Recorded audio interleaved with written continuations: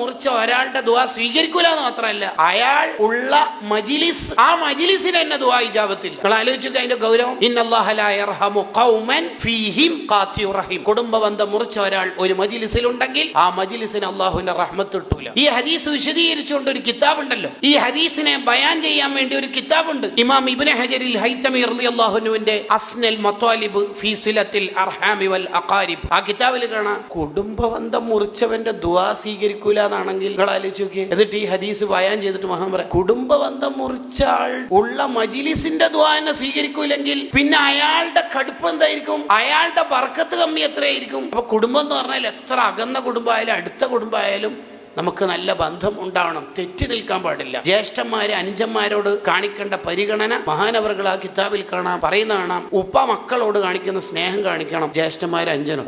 പുതിയ കട തുടങ്ങുന്നു ചോദിച്ചിട്ട് ഞാൻ സഹായിക്കണമെന്നുണ്ടാകുന്നു, അങ്ങനല്ല. ഇളയമ മൂത്തന്മാരോട് ഉമ്മാന്റെ പരിഗണന കൊടുക്കണം. അൽ ഖാലത്തു ബിമൻസിലത്തിൽ ഉമ്മി സയ്യിദുനാ റസൂലുള്ളാഹി സ്വല്ലല്ലാഹു അലൈഹി വസല്ലം. അൽ ഖാലത്തു ബിമൻസിലത്തിൽ ഉമ്മി. മൂത്തമ്മ ഇളയമ്മമാരോട് നല്ല പരിഗണന ഉണ്ടാവണം. മൂത്താപ്പമാർ ഇളയപ്പമാർ അഥവാ ഉപ്പന്റെ ജ്യേഷ്ഠൻ അനുജൻ അവരോട് ഉപ്പക്ക് കൊടുക്കുന്ന പരിഗണന കൊടുക്കണം.